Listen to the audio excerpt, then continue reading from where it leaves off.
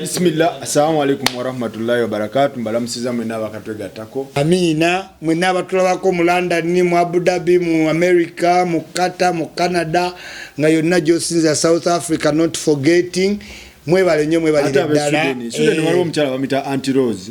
Abeera Nolo shopping oba. Nolo shopping omanyiwo? Manyiyo Mbedi Mezaya, mpitayo nga ngende Denmark. Kiriddawo ekyo. Mukyalo. Sweden tayina nnyo byalo naye kale bw'oba toli mu Stockholm kyetwandiise ekyalo kiringa wano nti Kampala abeera Iganga. Edi Mezaya? Anti eyo Nolo shopping towards Denmark. Ngali wala. Nenge ebiri Kampala birine mu kitundu mwa. Tewa batabu muganda wange wabali Iganga. Ali Iganga ndiye ngandi wano. Gwe wali obera Kampala? Ngabera Iganga. Penga abera side ki? Penga naye abera Kampala. Penga wali mubera naye mu city. Penga ate yavanga wonova ewa. Eno simanyi Mbale yali yava najja muki? Ngawala. Mu kibuga. Ngawala. Sweden nene eva mu Uganda tano. Okay. Kati muganda wange tutandike ne birthday ya mukamao. Yeye awuzizze emyaka emiko omukulu. Museveni yawuzizze emyaka 7 mukaga egy'obuto ng'anyirira nga yenna ali mugumu akuba press-ups.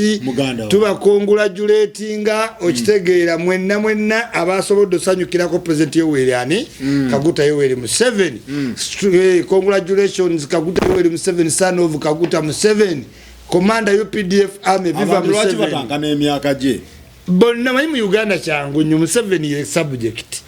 Ko rotating is a mountain, we rotate around him. Atamwagala agamba wa kyenda, amwagala wa 7 negwe kyomuyita. Kuba Museveni ateekawo n'embeera. Ogobadde okimanyi nti mu Uganda kasitoba ng'osiiga Museveni nga Museveni akusinga obukulu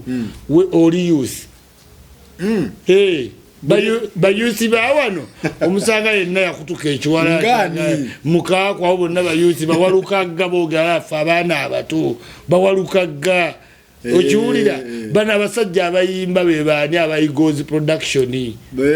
balutaye bagamba our generation fa abato bamukaabya mu Uganda kasita Museveni abanga ye mukulu kuggwe you were youth.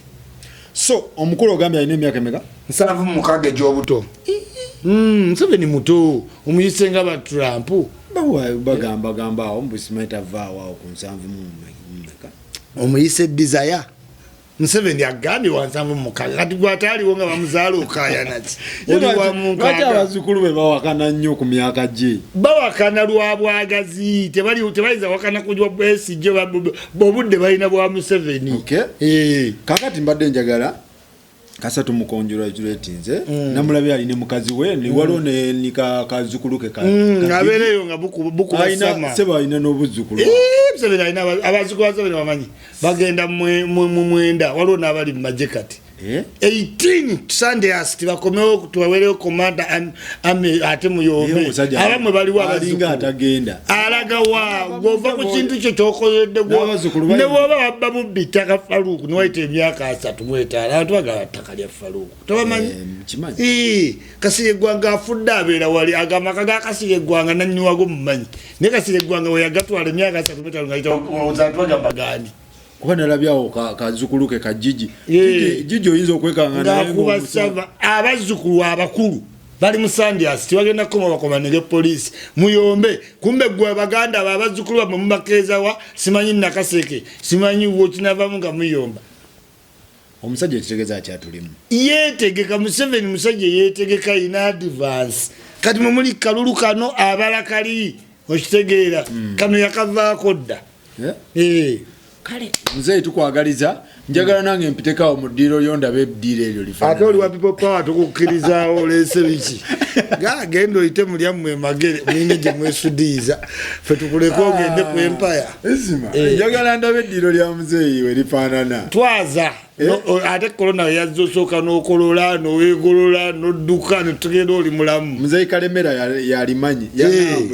naye Kalemera oludde okunkubira ku ssimu bannaye omwana aludde yangamba yagula benzi awo empya nze bintu bya Kalemera byanyiza mpaka kajipo bakanemera mu kkubo kaneme bantu bategere neewanika naye mpaamu ampeemu ampeemu nnemererwe yakateeka waka kati yabuze Benz ina Benz formatic eri enkambi abakalemera bagenda mu jjana togambanga nti Katonda yali musiru ejjana ly'abantu bagagga eggulu ebintu byonna Katonda byayagala bya ssente okuyamba okugenda emekka n'oba toli musiraamu ogende wa poopu okuddukirira bamulekwa byonna byabaki kati ejjana ly'abagagga bakalemera bagenda obaayo tuveeyo njaga tutandike nakulabe ku lisiti y'abayuzifulu idiots wagirabye mujja tutuuma byonna awo nakitegeeza omwana yabakubye hit omanye okukuba nga tolina kamba omanye buli we mubeera nga temulina idea buli kijja kibakola kibasanyusa kati bannamboozi basensationalism kusanyusa ayitirawo mu kusanyusa akole ki nti aleesewo ki statement omanyi wootuukira okuba omukalu otuule ku TV otunule mundo mu maaso ayina famire nga naawe wakoleseyo famire olyoka omuyite idiot olina okuba lwaki kemukuulako anti kali kagenda ne useful teyamuvumye mu statement ye agamba teyamuvumye bw'okuyita useful idiot lwaki mukuulako kano kokka kali ne mukaleka kyogamba kiringa omuntu najja nagamba Faruku is an important poor person kakati abagambye eki can you be poor and important okitegeera hawu akumanyira naye kati mugezi agattako ekigambo ekiri nice akuvume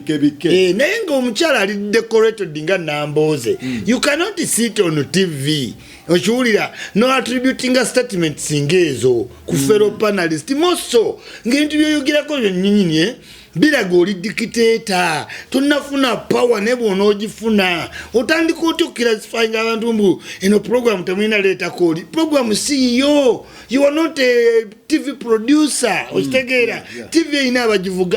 abagiddukanya bakubidde essimu bakubidde ne opponent weki essimu we must live in tandem n'abalala topiki abantu babuuza topiki balamu yabadde yeetagisa okujja ku seti ate Nambooze yakola programu yakoze programu yakubidde abaana abakuki ku seti mu ndowooza zoye yakoze programu yabamanyi abanafitinga muki mu programu therefore Nambooze takola ku NBS si program director kujjako nga batugamba nti ezo program kyetuvudde tubalabe ennyo nti basooka kubayo buki program ngachi busimu ezo zonna ate nanja joizo mulabako olina mulaba kabalometa ne beesibawo ne bagerengero ne bagere Nambooze yatwala ekifo kya Nadduli mu lutalo yali fowateera nalimbanga Museveni nti autoyitawo simanye ensozi iteeno gwe gwali omulimu gwa Nadduli forwarding kati ne Nambooze kyalese mu politics engero gwe gendera programu zonna eza Uganda waliwo programu nga gye bayita parliament yaffe ya Medi Sebuliba Medi Nsereko CBS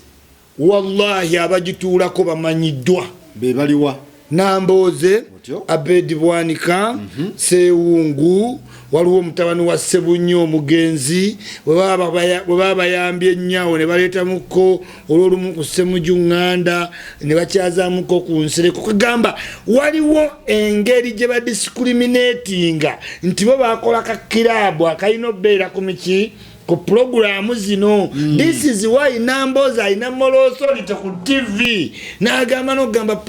toddangamu Twitter ng'oyisa abantu nga Balamu in any case Madamu Nambooze simanyi bye wasoma naye kankubbireko katono Balamu yakola Bcom external very good successful businessman aina media house eyiye ngani nga Balamu agenda kugulawo TV so you cannot contribute nze Nambooze empulenya ebigambo byo naye njagala nnyo bijjemu okulowoozesa abantu nti babadde bagamba gurupu ze wagendamu bavuma aba people ki power Nambooze ogenze mu people ki power we expect you to streamline people ki power na instead okoze eki obalyamu nkwe wootala genda naye nze kyenjagala otegeera Nambooze yagambye nti Balamu waliwo kisho gye babateerawo ze mubeerako nga kituufu Balamu bajjo tebavaako abo gye bali anti twagala mmanya Nambooze akola ku NBS kikyamu Nambooze kye yayogedde baani ababateerawo atula ku board NBS nedda bani anti ensonga wano ze tuliko za politics bala tetumumanyi mu politics bakumanyi mu entertainment namboze tumumanyi mu enforcement goli muto abadde bagoba emisolo nga mukazi naluwali agoba nabuuka omwala emukono akolere narem nga yakwata omusolo guno gutwala ku musolo gwa lupapula abantu bafa abantu bamenyeka abantu bagwa kubanga gwa misinde namboze nga apiri nyengo ebe bagoba abantu mukono n'emiggo ku enforcement je yava Uchiwulira era programu zonna zolaba fourth estate ez'oluzungu morning breeze frontline toliraba ku Namboze. Why? Ye classifying mu Luganda teyasoma kingi azagatta bugassa kusoma kwabwe kulinga ngundi kayinja bagatta mugatte nkugambye guchoga Namboze takala bakonga babyanyima tewaliyo foramu ndala jeziri ya nyimoloza yomune ba Namboze parliament bisanja bibiri ingini omukaze wenyonyi yasoka era kana kati ali mu IMF biti walikola ki Namboze cannot go beyond the parliament because it is lamenting na kwasa abantu kisa agende beyond that what are more leaders of opposition why yichi yerwachi tiba mutrusting ebitabo biringa kayinja bya gatta Namboze tasobola tula ku show z'abana kumacha ziri wo jimpeko era bwagenda ku morning breeze yabeera kagwanja la simplifying ebibuzo tuyita luzungu Luganda kubanga Namboze boogera luzungu luki Luganda ati you see when Museveni was coming in 86 solo luzungu lufu when Museveni was coming in 86 tugamba nti Namboze you see in 1986 when Museveni came in power mstegera nekati bo Namboze oluzungu Luganda bandu kunyonyole nti ango omuntu wagamba munjogere nyango tasobola tula ko baboogera oluzungu Luganda no you leave me alone okitegera dubanga direct ki translation kakati Namboze yeni yeklaswanya mu Luganda kati barometer alaba program ki barometer kasameme yabwe ne ya medicine kugambe ya jiwamba yerwa kikiri bwekityo nkugambye n'abantu bebaleta kuba soka Namboze kudi meaninga era bamuleta juzi ne Sebagala ya mudi meaninga basoka kukuba anti baba wayo kasenta abo panelist ba Daily Salam Musumba Namboze Mau okitegeera ofuna opondo baino keeping eyo ki program okitegeera kati wojango oli mupya chasoko kola kudis aminga kudi meaninga kuyita sorts of name of ngantu bagamba Namboze talidda era ola abakikola bebe kulu okiwulira bakikola buli muntu ajjaawo nga muki buli mupya basoka kuteeka inze isima mu mpitero mujjotegera nti ate mwalese bwongo anti babuuza ogamba nti tebalina be bayita naye tewaliwo ba discussing ansonga ezo enkulu Namboze ze ba discussing taina nsonga nkulu Namboze jaina Eva Museveni nsonga kyenkulu kubanga senga daina ensonga enkulu bamuwe ekifo eky'obukulu mu Buganda mu DP okiwulira n'atakawo tali consistent ya muta piglet yali mu enforcement ya Museveni nave wa Museveni n'agenda neyegatta ku DP n'abeera mu DP naye ng'akoleramu emirimu GFDC clandestine mu buki mu bukodyo n'abala n'enyesoga nuupu kati ali mu nuupu ate gula yabadde ku lonchi ya Lukwago ya MP okitegedde bamuyita ki mu kyetuyita clandestine abeera ng'alina emizannyo muki mumwegolooza wo naye si wo right look nuupu yatongo eri mu kuvetinga baki abanesimbawo nuupu eyagala buli muntu ku kifo Namboze zogenda kwesimbawo ku kaadi yani ya nuupu kati ate lwaki towagira munno agenda okwesimba ku bwa meya ku nuupu Latifu kati ayisa mu Nuupu amaaso amanyi mu mweguya mu kulonkinga yabadde walukwago era yabagamba n'obagamba nti tagenda wagira yowa incompetent candidate siga yakatuuka okakasa yes era anti bwe yagamba Nambooze I will support Lukwago wadde ndi mu Nuupu I will not support yowa incompetent anti opposition tuba twagala leeta omuntu omundowooza yekyayagala nti opposition tukubayina amaanyi naye kati oli mu pate erinda pate consensus ejenekola ne FDC bafune joint ki candidate netoberamu ng'obeeramu NRM ng'oli fulaga beyala ng'ogenda nti oyimiridde ku mugongo gwa Latifu ku bwa meeya ng'ate ne NRM ereeta omuntu wayo ku bwa meeya are you trustworthy? No. Kati ate izo kikola nga wakamala mu pate wiiki 2 Nambooze yabadde wa Lukwago yes ekiko Lukwago ng'atongoza ebyaki tiimu ye ebyokwesimbawo tiimu ye campaigning team yes Nambooze n'agende wa Lukwago nazino obuzino obw'ekirogo kitegeeza nti awagira Lukwago ng'asinzira mu Nuupu bye babadde bakola Mawu ekitegeeza Nambooze kyangu nnyo akalulu okugwa agenda leading faction evumirira Bobi Wine yes kyakoze Mawu abadde ali mu DP naye ng'asinzira mu DP ne bawagira ki FDC era nga batambula ku Nicola nigo basinga ovumirira Mawu bakuba kaka ne Bobi Wine it is the same thing kyabagenda okukola bagenda sinzira mu Nuupu bayitemu bawagira Balukwago ate bakozesa Nuupu bakuvume nti tewagoberera mateeka tewaliyo delegates conference bonna bagenda obitubuulira otyo kubanga ffe tulina omubuuza madamu Nambooze wasinziira ku ki one olowooza tolina kgenda mu disciplinary committee ya pate eya Nuupu oba Nuupu terina disciplinary ki kati ye Nambooze omugeza jaganawe bitebiriiyo Nuupu ekoma wano ku bantu basatu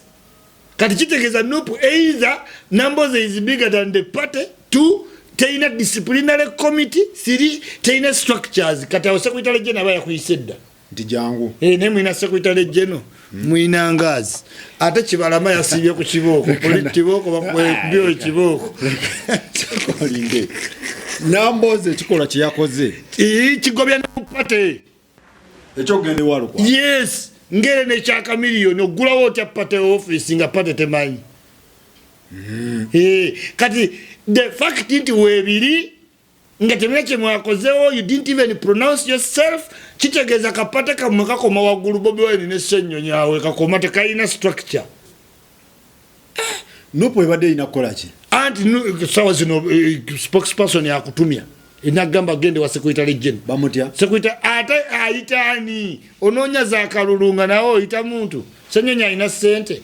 talina maanyi gayita Nambooze ajje amuyite ki amuyita ati alina ssente ayinza okuba yagenzeyo nga friend we tekikkirizibwa Museveni nze Besigye ne muyita nga FDC ekola ki ne muyita najja nga badde wange tekikkirizibwa Lukwago bayayise Nambooze nga badde nedda kati kyenjagala okugakiribwa ekiti Kani Lumumba otyo come on Namayanja to a launch of Latifu Ssebaggala okulaunchinga campaign za meya wa Kampala nga NRM egenda leta candidate support nyinzo jikuwa ku simu nyinzo ku congratulating I'm behind you Tegera Nambooze amanye simu za Lukwago balabagana appearing in public is a statement nti sibyo oliko bino byaffe gyoli eri gyenva tebali serious kyaliko kyekiraze era lwakuba kati FDC erina primaries senga Nambooze yagenda muki mu FDC kati akulaga Lukwago ye commander aliwo genda wali oyitire wali eno wajjaba waki wazibu mbera ya kyankalanyi Lukwago yamugamba kubanga Lukwago yatambuza ki truth and justice okitegeera era kati akyali matiga ye Katolo Bwama kuba yemanyi brand ye yemanyi nga katoki Lubwama nene Nambooze Lukwago yamugamba yitira mu Nuupu kuba yali agenda mu FDC nenge FDC tegenda ate muwa mukono direct ne batayiza pate eri wa ne bagayogera ne Bobi Wine Bobi Wine aludde nga yegomba Nambooze kuba yagendayo ne mu campaign ze MP n'amusaba obukadde 10 n'obwo okola ki okuyimirira katuuti kuba Kyaddondo campaigning banambo basente ne Bobi yennyini Nambooze amusaba 15 okujja okuba ekikopo Kyaddondo Bobi Wine nga tazirina nadduka tazazimu nadduka yali asobola oli alina omusota mu nsawo naye nadduka nazimumma ate mu mbeera yemu ate Nambooze n'abeegattako wano ng'olwategedde kati ground byononese Mawu tumaze omujolonga Mawu atulindidde ku pate kaadi okitegedde ayinza obutagikuwa nga toli mu noopu abantu baba confused. You need a political tool. So mu byoyogera Isima kitegeeza nti Nambooze ebya noopu si byaliko tabiriiko ne banne tabiriiko era omukisa gwokka omubi ogukutte Bobi Wine gwe guno nti yasayininga ddiiru naye nga ddiiru abaana ba People Power bagiraba bulungi nnyo era obusungu bagenda budirecting awantu wenkubuulira gwenja okubuulira mu maaso ne Ssegirinyo mu makadi kigenda kwongeza nnyo mistrust ku Bobi Wine kubanga abantu bamanyi kidandala ku internet abantu balabye waka wa Ssegirinnya kakati eyo yokka yeditimas chovola bekwasa twongedde ennaku nnya tulina process ki oyinza otya okugamba nti muyina committee evetinga agenda okwesimbawo committee ng'ekozesa basaveya mutulina committee zetusindika ku kyalo zitegeera ani ali popular how muconductinga survey enkola mpya anti tubuulire survey opinion poll census how is the team determining nti nze ali popular Lubaga tuveeyo akalulu mukawadde mwagala kawa mukaku ate gundi anyize nalabye Alozias naye nga tetunava waluko wagaawo Lukwago ne Alozias ne mutamuwakadi we nale nalabye Alozias Matovu oyo Lubaga oyo Matovu oyo ayina owafako oyo we nale mefako ya salivu salenze mabulira so yageze obubina oyo mutamu mbamwe yambe we nale nkubulidde no taina sako salimu salejiteka $8,000,000 Alozias asiba ku People Power anti mutere yobo opponent gwe mutere yaba natukanga ekiro bwe tuba tulonda nabo balonda tobalaba mu opposition parliament tobalabangako nga balonda ku kintu nga opposition ewakanya naye dogana nga opposition alondedde ku side yani ya Museveni kati gutega utegeza Museveni yateeka iki Alozias akati Alozias yenjagala musibako ono wafako oyo akola obina bw'abaana webange eyo fako genocide msaita jiteka nga $8,000,000 era webakumma akakadi oba noopu mba nababuulidde bagenda gimumma webagimumma yego manyi Alozias omubiri gwayiriddewo noopu anti sente azijjawa mulimi wa bijanjalo bavanira tazijja mu fako mwe bateekamu kapito mwemulina sente zikola fako ye kati tumukoze tutya oyo ani Alozias mumulonda abeere liiningi waliba mu parliament nga buli kyemuwakanya akiwagira wekiri ate ayinza okuvuga emmotoka ng'emirundi 15 bwajingira ekibuga bwakomawo ku nupu yatandise okuyomba atandise balabamu ebituli yayombye nkutidde ng'agamba ki awoninze temugeza nemuwa mukako kadi abawoninga nga bangi bannange tugenda bonna bayisaamu andi kati otwalugenda vako Museveni ludde kumwe walabye ngumi ku nupu najirabye walayo ku ngumi tugenda gepu ya ngumi tugenda yogera so kati Lukwago yalonchize ekintu kye n'agamba kati trailer magulu 10 asimbudde yenna agenda mutomera aliwo mu kkubo bonna bavuganya Lukwago tewalajja funda 10% nkubuulidde nkugambe Lukwago ali entrenched mu mitima gy'abantu nga Leema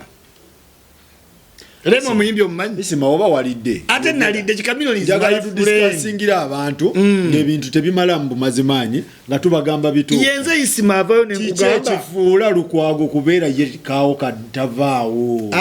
principles omanyi politics si kuvaawo politics ki ideas na principles abantu bagoberera idea naki akyazirina yes Lukwago lalo omulideko nga bamukutte mu nguzi walawode ko Lukwago akubye omuntu nedda avumye omuntu Lukwago gwe bavoola Lukwago bodedde mina nze siwagira Lukwago yamponize ne wansereko nanga isimagwe nemwe ate efu kyokumpa mu sente bagamba oli mukodo atomponinga bwonize muno bukodyo bwokozesa okudduka abantu naddayo mu motoka ye nkulaga byasinga bali ate yajokyezaki aba Lukwago tavaako wadde nkimanyi gravity yamuwadde ebiri namulenga aswala yasoze n'agabirawo cowboy ebiri naye yabugjeyo ng'abuvunze bwati kati gravity n'ateekawo engalo najjako kamu ak'ebiri n'akamwa negamba Lukwago now Lukwago ali mu mitima gy'abaki gy'abantu one abeera mu constitution courts ku matters za country otyo Lukwago ajjayo abantu bebasibyesibe ba political ki opponents Lukwago ayimirira ku rule of law abantu bamulabyeko nga bamujja mu office eyo n'alwana n'agikola ki abantu bamulabyeko nga atunka ne Jennifer Muki kati Lukwago tebamulondera ku promises bamulondera ku byakoze ebiriwo abamuvuganya bali ku promise ngenda kukola bino ogenda yabikola yaliwo nti banna ebisigadde kwajja yakoze press conference nagamba ebinemye it is because of politics nenga teri muna Uganda agaana nditakoze abantu bamanyi Lukwago namulabye alumba mukaako ne Mabikke anti ngera awo na message kubanga tutayinza mission ngalinya kamiliyoni yaganye namulabye yewala ili tullo abantu baligize kamiliyoni ali bypassing ayanga alagane kamiliyoni ne mukaako ne Mabikke bakusinga Mabikke naye nga ndabanga anti bali aba mukaako ne Mabikke DP babadde batambula ne Lukwago ochiruya mukaako yesimba kuba president Buganda nageza kawa Buganda kali kubwa kansa Lukwago namulabye alumba mukaako Mabikke ku byakatale nti bali bagala akatale owino atadde mbantu olwedde nti abo bannakigwanyizi nti baagala bampagire empitemu nkwata akatale mukaako kamuwe naye nze sirina kaki katale eyo message gwe togitegeera agisindika eri ku kamiliyoni kati wogata kamiliyoni ne Lukwago byayogeddaga baagala bawagira ono munnaabwe beeguze kale mbadde bendiko naye kampa omuloodi statement ebimu mu politics ebiki emu atate nakyogera nga kijeregera muganda wange Mabikke nafuna emitwalo 3 yafuna 14 ez'abantu already opponent yafuna mukaaga Ragadi msajja wange Ragadi sine opponent kati Lukwago abalaga mukana akaluliwa participants temuli ba competitors muli ba participants waliwo akutaddewo obugumye mokisike mukyosikamu okoleki oterege kamera nwe bale kukola motoka nagirayo obugombe kamera ne motoka yajijjayo kamera nakasente yakafuna kamera ne brand nene motoka yavaayo mpya agana esibera mu campaign nga nvuga kamera walabye abayimbi be yayugumiza katondu yalese namungi w'abayimbi yalese Spice Diana ye muyimbi mpoze yayugumiza gwoga ne Roja leka nawe ati wabaddeyo muyimbi abayimbi babaddeyo King Michael yabaddeyo kyova twasabye diploma tutandise diploma mu bintu bimu palaso wawaka kamiliyoni zindowooza waba akwasa abayimbi bano ne bamupushingirako Lukwago yali nommo bani bayimbi ki abayimbi ne bamuyamba ku kintu kino oyo Lukwago nommo baliwa bayimbi ki can palaso influence people in Kampala iwizo yes kawu where evident Kampala si sababu. This is a business center. Teri ku kala, teri ku tribe, teri ku chi. Omukoboko omunyolo omugulu bonna baliwa musite. Kati gwe eno Kampala eri exclusive abantu bali ku common interest. Ku misolo yimiriddewa. Onogenda mu parliament no presenting a budget no kaya na sendeza KCCA. Will you oversee the projects going? Will you fight the mafias? Gomanyi project ya Kampala Center zeriko. Ojimanyi? Awo mutasa kafero okawetudde wa million 4 $4 taka. Kati project ze kololo ba investor abantu abali wano mu Kampala bagala okukolerawo. Do you have the muscle okugana enguzi for the better of Kampala? Ogamba ni kamiliyoni oba mwenna abagenda okujja Ragadi cause abayimbi omuzegwa mmwe you are money makers magala sente mwe asiga mabazaga they are money they attract money but wali obaddeko guno omulimu gwa meya guli kwayalinga to discuss $1 billion tojuuliranga kutobanko wadde muduli ya $5 oyagala Kampala tu oinaba allies oine mikwano jebali baliwa tekati omukwano gukolekerera mu campaign ogambo jebali kuba nabo yoyo osubira musubira kubanga ali international myaka jabadde mu game 17 waliwo ne yatugamba nti Davido Chameleone is well connected. Yes, only well connected as a Chameleone. Can you turn that to be an attracting center of Kampala? Ochitegera? Yeah. Yes. Wabanga gamanya agayina. Agaleta investor te train tram mu Kampala kendeze jam. Aga overseeing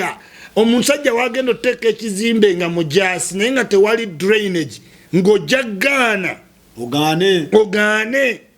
oboyi na ability Chameleone Ragadi eyesimba musajja nga inolu otegeredde ddala ono mujasi munyankola ina mu kusente yayagala oteka we kintu bali aloganti obasobola. Will you manage the businessmen nga Drake Rubega ine bizimbe 15 akera n'abisiba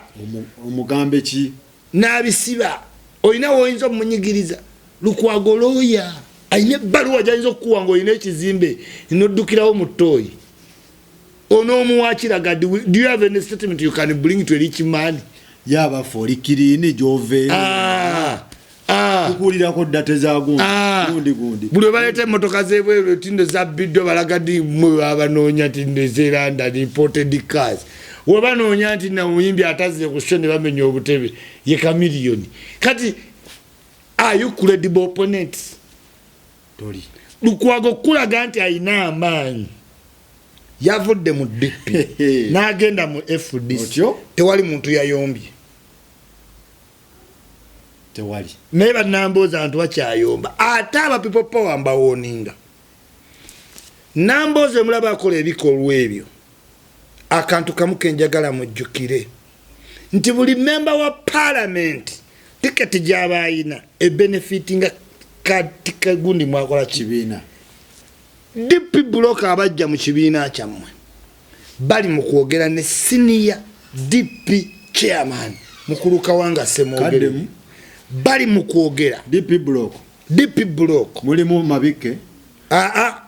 DP block abajje wanopo ogamba eneje goli kweri enkadde eyo ya mabike ne bwali eneze bano banamboze bali mu kwogereganya ne Kawanga Semogerere kuchi anti Kawanga yenanyini pate otyo aliwo nga living legend bamuwuliriza amanyi importance ya kadi toleka bantu 8 gena mu pate mpya ayagala bazza bagenda bazza kiriraikire bwe tunatukira olonda ngo obukadi wa mubo upapula babuyuziza yes mbabuli Kawanga ali mu kwogera nabo cause mistake ajira bakataga mamawo igejja kukola bobyo ino kukakana nga legend era obojjukira Siranda yaliko ku talk show ne Segona nenga Siranda amugamba tunaba twetaga kufukamirira tujja kufukamirira okimeki kadi ya party UPC kadi yaye yapata yagajuwa oli beti ya mbongo na inga ate yadda muki mwena alemu. So the card is important because Museveni raises the sente za party okuva ku billion emu kitundu kati ku billion yezi zawa buli party kakati gobera oina party ya DP ne bosale kubo oina kadi ya DP milioni bisatu ebijja ku member parliament omwaka bigenda mu DP kati banamboze ne bajjeyo gye muli sente zabe ziri mu DP n'abavudde mu FDC n'ogenda mwenale mu sente zo zikyali muki mu FDC kikola party ye ebe yagale kuwe kadi oyitemu ku kadi yayo emanye ti milioni bimeka bisatu kati bigenda ebi omwaka tumalidi echa lukwago linga ngamba nti tulina credible candidate aina muvuganya kubona abazi n'abaana ba people power bennyini abaana papa bagenda wagira lukwago era abaana ba Nuupu bagenda wagira Nsereko tebagenda wagira Nyanzi Latifu Nuupu gwereeta ayinako emivuyo oba tali credible kankubuulire emivuyo gya Latifu jimbuulire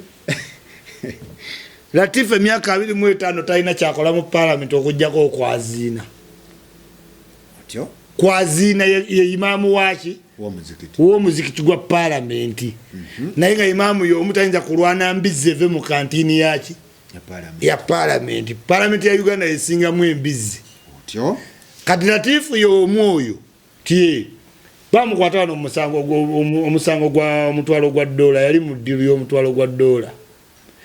teyakomaawo yajja Ssegirinya mu nju mu kalulu akawedde n'amugobesa mu nju wapangisa n'agamba Land Road mugobe muki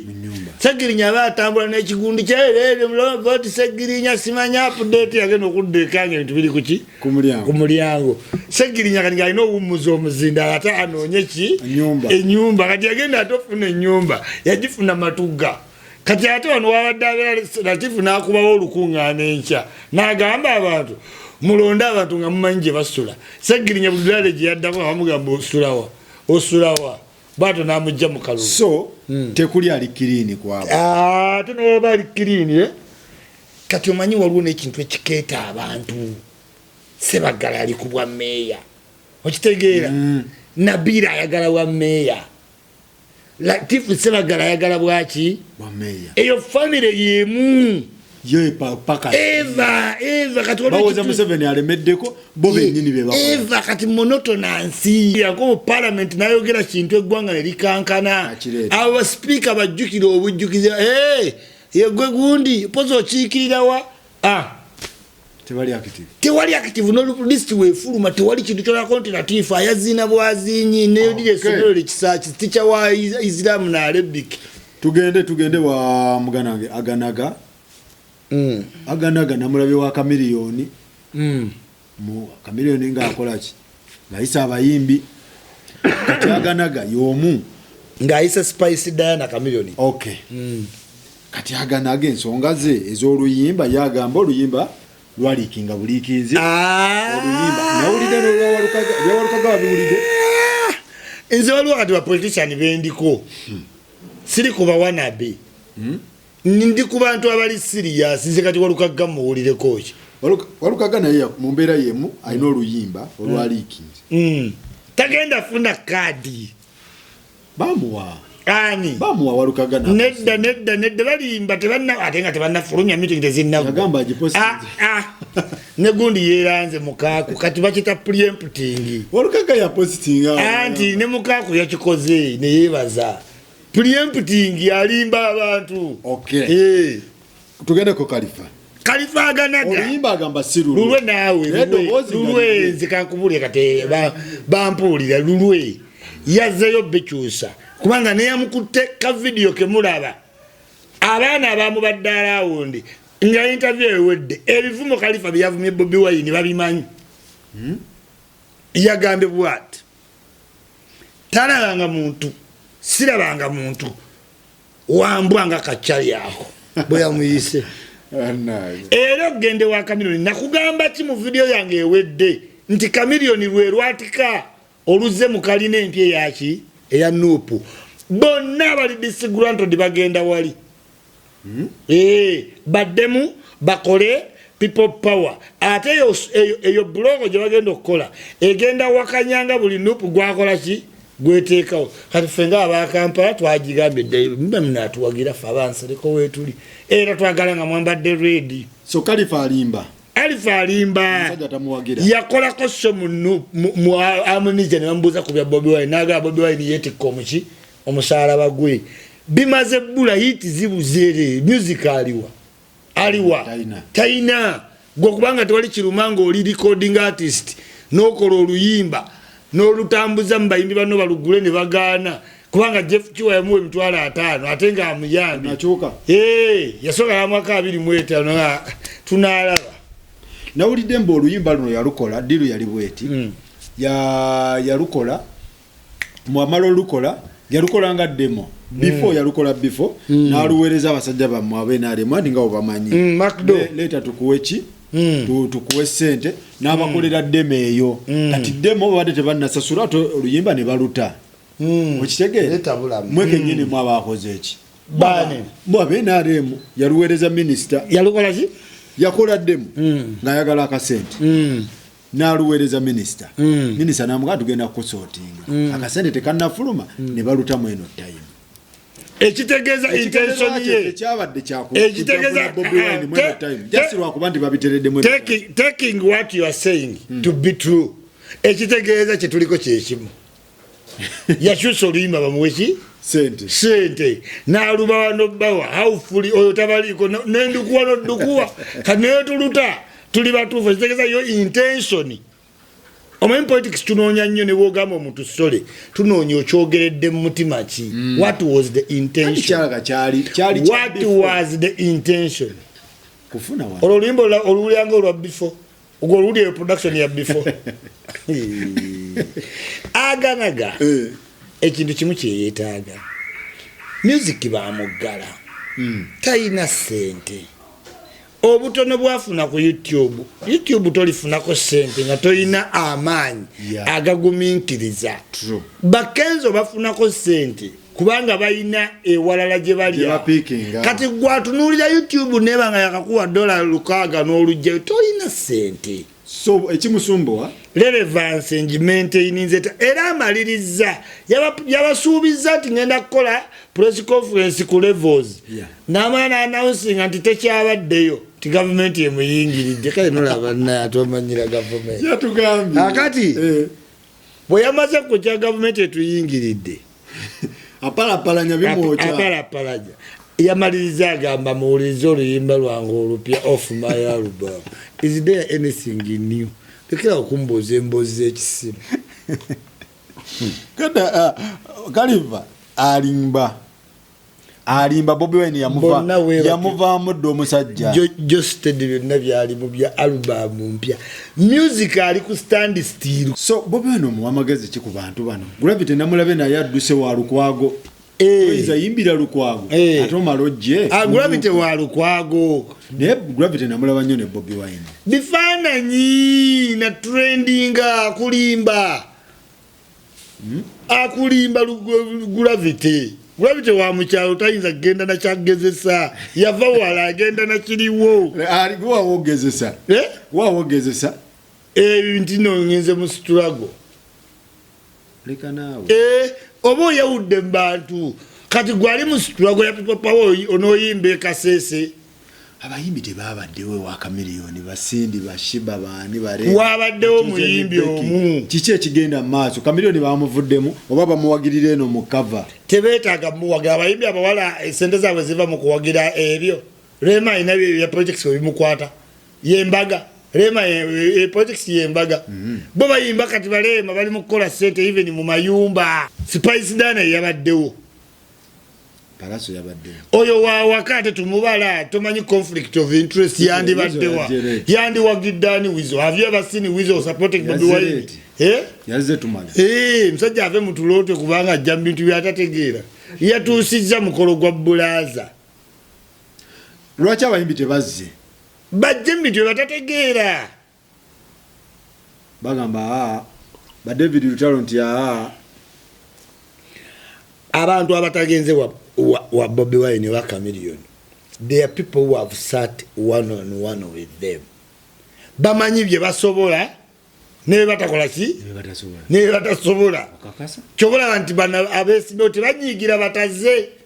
beyongera gamba baganda afemye because bo bamanyi lwaki bayite bazze abazze wano be batamanyi kigenda mu maaso abazze wano nabo banoonya trendinga kupikinga relevance in the meantime bafana ali wa Grace Kani simanyani ani do Emprolando baliwa simanyi kaziwe kapo baliwa tebala ngo magerega bakoze no liyimba baliwa bafana namulabye amusajja amuwolereza agamba nalabye kasitola awo obaka abadde ku website kasitote kamwe ekintu people power nga apikinga interest kati kyabaddemu musiba mukomera nagatako kubanga nayogera ku kigambo Bobi Wine awo na apikinga ki na postinga nga kimanyi bafana bagenda muta hours eziddako kati bamuta ina mu intelligence nga bagamulabye amanyi ga Bobi bafana bakujje ne bafana bamuweza $2 bafana badde akawa ngate omukulu akuweereze bwesuubi tugende mukaku nalabye agamba nti Lubaga South nti simayi mukaku byabadde biti ebintu nti MP Lubaga South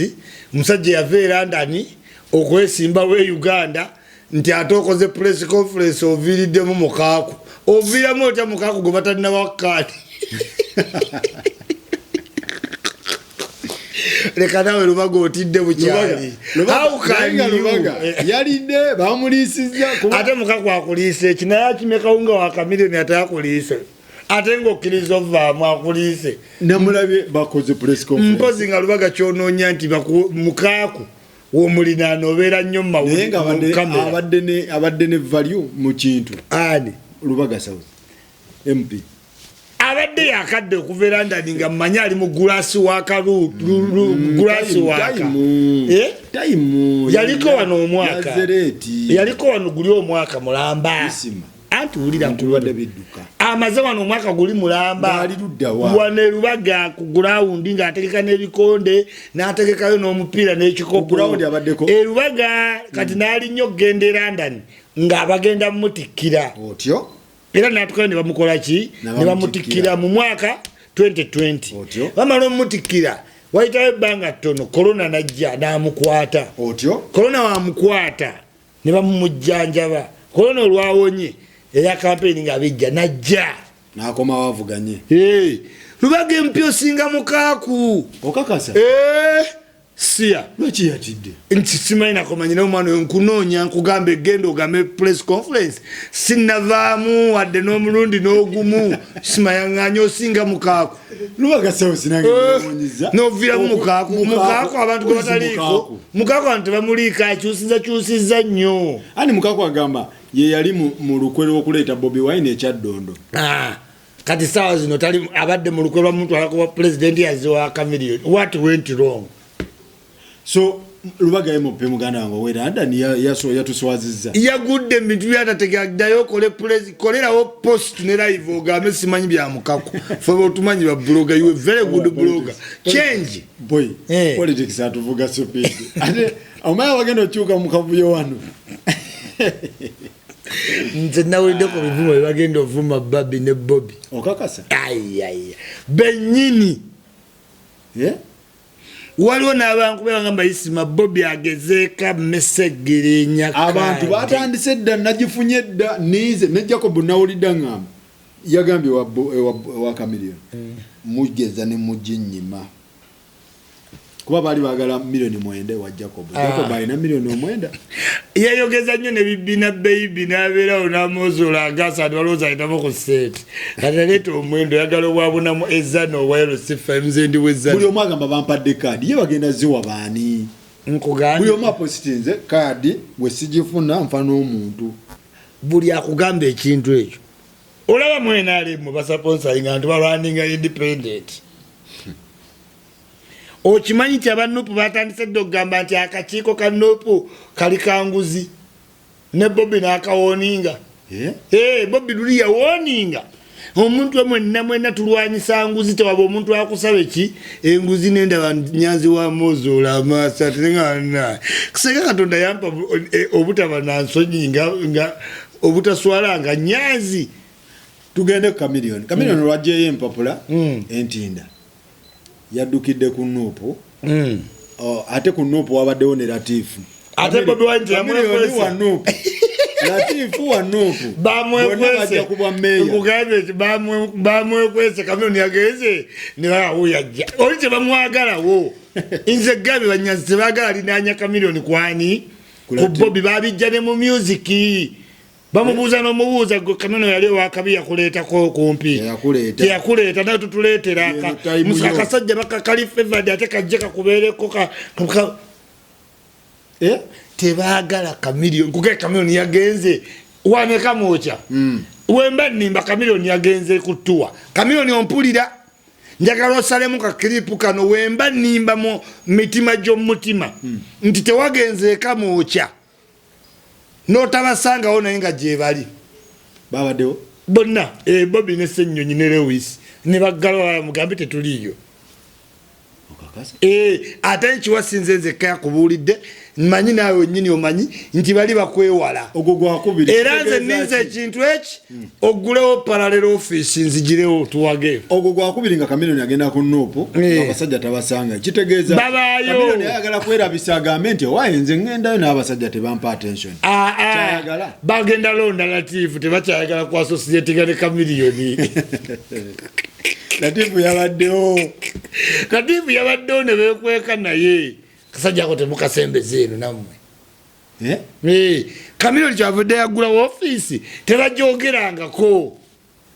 nti congratulation nti twaguddewo ekitebe naye nga Bobi Wine today akeera awanika abaana ab'enjawulo n'agamba paida Nuupu everywhere Chameleone yapunya kazimbe kalamba bakasiize red so how couldn't people power recognize that mutemulaba nze manye ebyobufuzi ntegeera takyali ne bali Chameleone takyalina Nuupu lwaki ajja eno ku kitebe kulaga mbeera nti ennaku zino tulina social media ye kooti yabateekayo buli muntu olina oteekawo kooti nekujajinga nti banaye nze ngenze ku kitebe kati Chameleone akuliyetinga embeera nti nze ndyoke naye nze mulabye ng'ayogera mu mmotoka ye ku Latifu nani ne Lukwago one thing Chameleone eyembeera gyoyogeddemu eri defeatism ng'omuntu eyawanguddwe ki amanyi judgment ejja kakati ekyokubiri Chameleone ne tiimu yo nabagamba ne Kenzo mumpe milioni 8 mbere mwogezi owagaana kati nasalawo mba advisingire ku bbali tokola bintu Luzzi yakoze miti ya na Chameleone byalimu tokola bintu Luzzi namulabe mu motoka be yakozewa omulimu gwa candidate is to pretend newe kiba kirungi gonda buki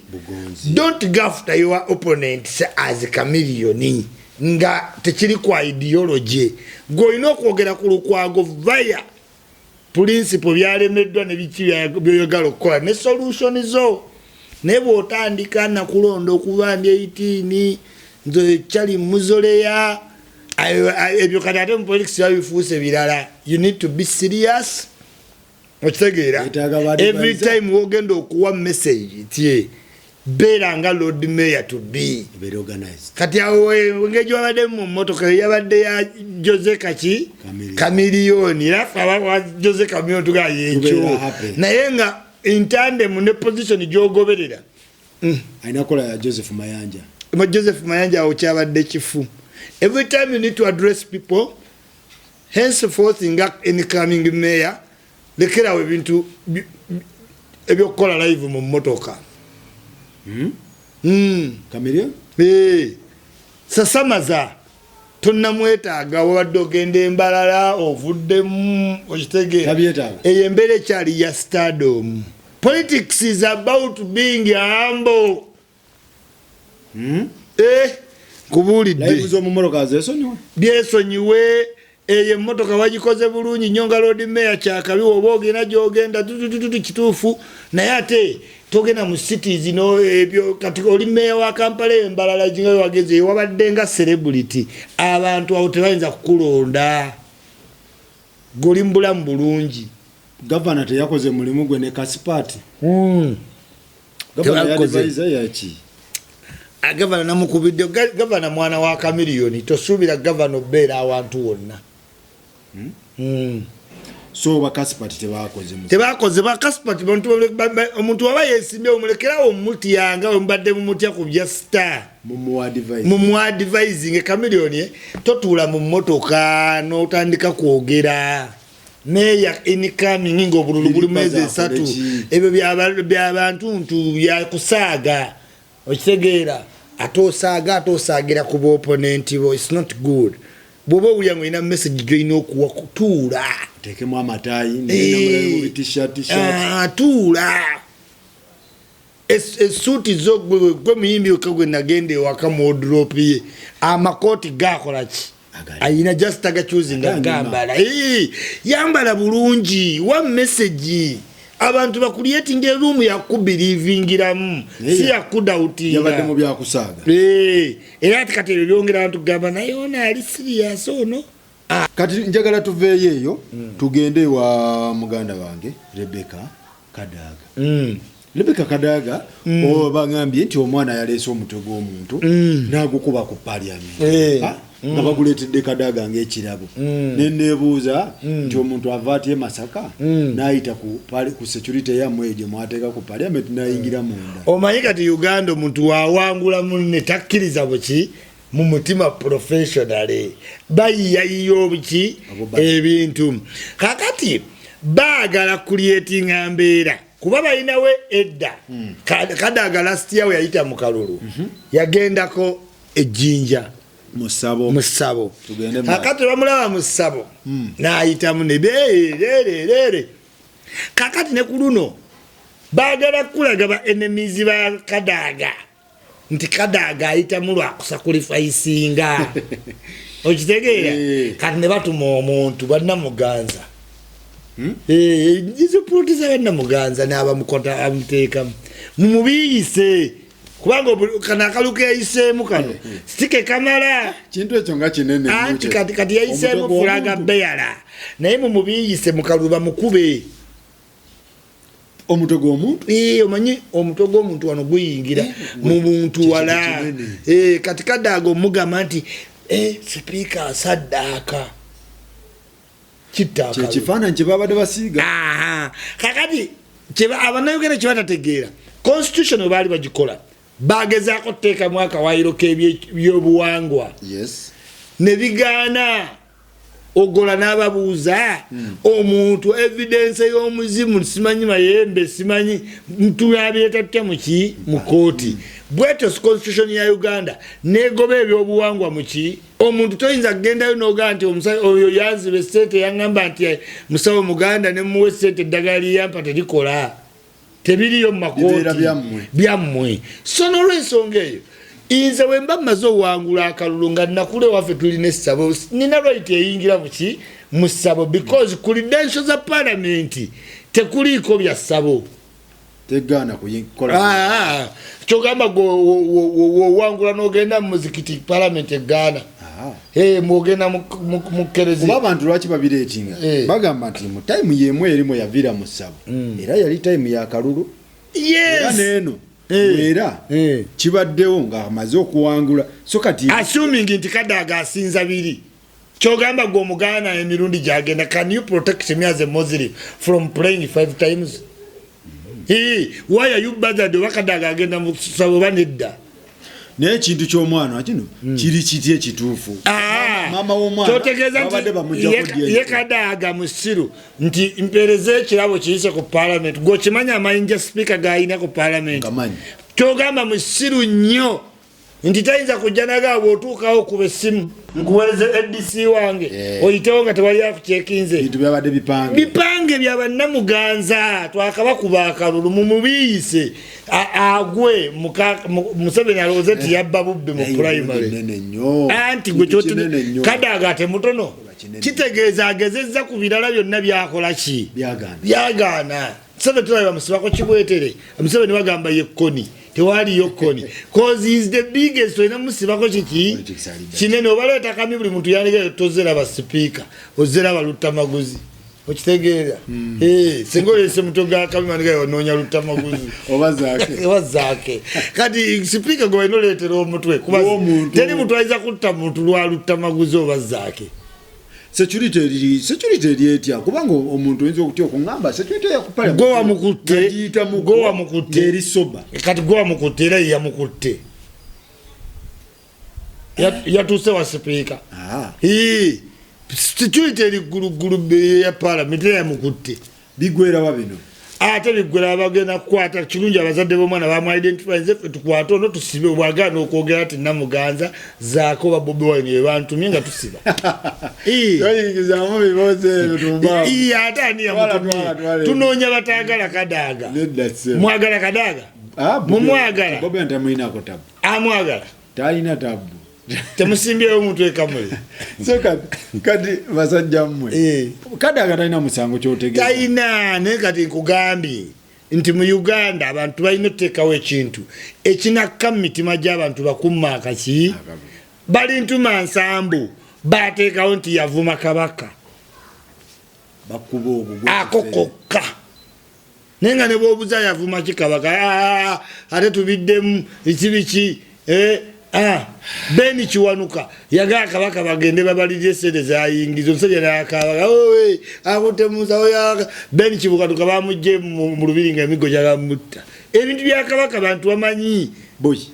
politics waba bwate bwali temulinda bayo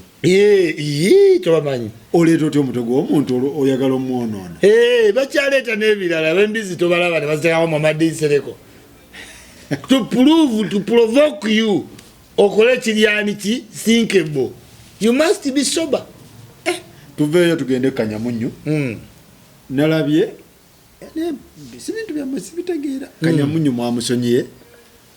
Kanyamunyu nange osaategeddewo nange saategeddewo Faruku era nazze nenkola live okusonyiwagana kituufu ne kooti zikola mitigation babagamba temusobola kwogeraganya outside ki kooti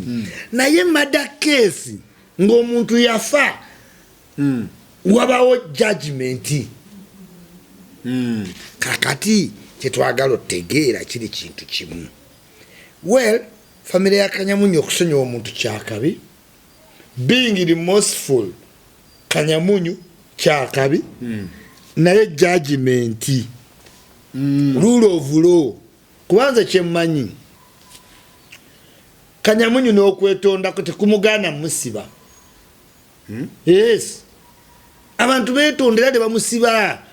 kubanga waliwo omusango gwe bakujjako ne guba government versus you kakati omusango gwa Kanyamunyu ani abadde complainant family eno murder case kakati omuntu bamusonyiwa what's the precedent kitegeeza omuntu asobola okutta omuntu ne bamukola ki ne bamusonyiwa okusonyiwa omuntu abantu babasonyiyira ne mu penitentiary munda yes naye ng'obeera muki musibe osaavinga act gye wakola wano juzi mu America waliwo omusajja yatta family ne bamuteeka ku death row nga wakuttibwa by lethal injection lethal injection bakuteeka mu ntebe ne bakusiba ne bakupa injection mbi nnyo n'ofa naye yakipinga awandiikira emyezi ng'ena egibadde nga bagenda omuteka kalaba yabeera awandiikira omukyala wa family eyo gwe yattira namuwandikira time netuuka ne batandika okubanga oli naye wamuwandikira n'oli akola ki azza kati ku last day enkeera nga lwamuteka kalaba najja n'agamba n'awandiikira enkyawe banteka kalaba biki ne last date yange okitegeera oli omukazi n'akwata leeta najja ku kooti na stopping akalaba n'amusonyiwa ekyo kyekyo oba osaavinga Kanyamunyu alina obanga asaavinga simanyi sinakikolako fuula apa badde bamujja bawulire omanya kuba awumba kati Kanyamunyu baali bamujja muki bamuziza just mu kwetondera naddamu n'abulawo kyenfunamu kimu mubeere connected kuba ddiru ya Kanyamunyu yeetaaga oliki connected otherwise si nnyangu ebintu bya Kanyamunyu si byangu naye nga si byagundi kyalo kirungi n'ayogera simanyi oba apology ya natta omuntu teri under duress etya ate tebatulaga nk'obujulizi nti yamutta naye ono ya conference nze n'agamba nti omuntu namutta anti abasajja baloya bajja ne bagamba kkiriza bakuwe eno sentence mbadde woconference nga obakkiriza nti ekintu nakikola anti loya wayinza okuba yagira kuba tetwalaba bwe yamutta ati awo mbazungu ate bakuzzayo n'okola kye tuyita reconstructing scene bakubuuza kati okkiriza kati tuddiremu wajja otya ku geeti wewayingira wamusanga atunuddewa okitegeera balina okureconstructinga scene balabe oba tewagambye namutta under duress oyinza ogenda namutta under duress saawa yakalulu oli munyankole bali naye nti akabadi aba people power bagamba nti time yemu why kitataba yakavaayo Sheikh Kamoga wuya avuddeyo ezo political ezo gundi abapapa bewunya chebe muri mu politics tubikola wababanga akalukana atera tayo ku musibo wabana yes abo Kamoga mute vaboteralist katika Kamoga awagirani na abasirambe awagira Museveni kisubire Kanyamunyu wetonde banyankole ku balugwala fukamira wansi go olo nange nkiramu ekyo harmonize lwaki mutayimu ye politics almost wiki yemu and ye politics we want you to remain wondering why goberao fetumanyi why tachitata mudize no office oteshe Kamoga ekikate kiddako goba misango gya Kayihura munaganira watebata kitata teyaddiziwe omulimu tumalirize bya Allah naiseko ku kizimbe ekyo kizimbe ky'amaanyi nnyo bya Allah kizimbe ky'amaanyi kya mutowa nga ali awo era yakola Young Iceman bamubba amataala mu mmotoka ey'ebbeeyi n'agenda okugula koyo kisekka agazeemu ate ge bamuguza okuzzamu nga ge babbye ekyo kyekyali motivation yo zimba akazimba ako ateekeko bya Allah kizimbe ky'amaanyi si kazimbe ffe tubeere no Kampala Road ebizimbe biriyo wansi wakiseka n'amanya ati asikiraba senkana wakazaawo yakolawo supermarket ya spare parts n'ebyamasannyalaze tebaagalawo wango yesimanyi ntunda menvu simanyi bikimbo abo tebabaagalawo gasi twagala ekifo kiri organized wakiseka wasukka okuba hooligans naye wano bya Allah ina ne camera surveillance ojja lisiiti si yakuyiiya tewali babulooka kye nayagaddewo tewali akadikira mu mmotoka yingira tewagirabye emitendera eyo bya Allah omuntu ne wenyigirize wakiseka kugambe ekyamukozesa akazimba ako n'okuteekawo ebyo ebintu bamubetaala n'agende wakiseka oddigula ne bamuguza lyennyini n'agamba nfudde ku nsi omugezi kaleete spare we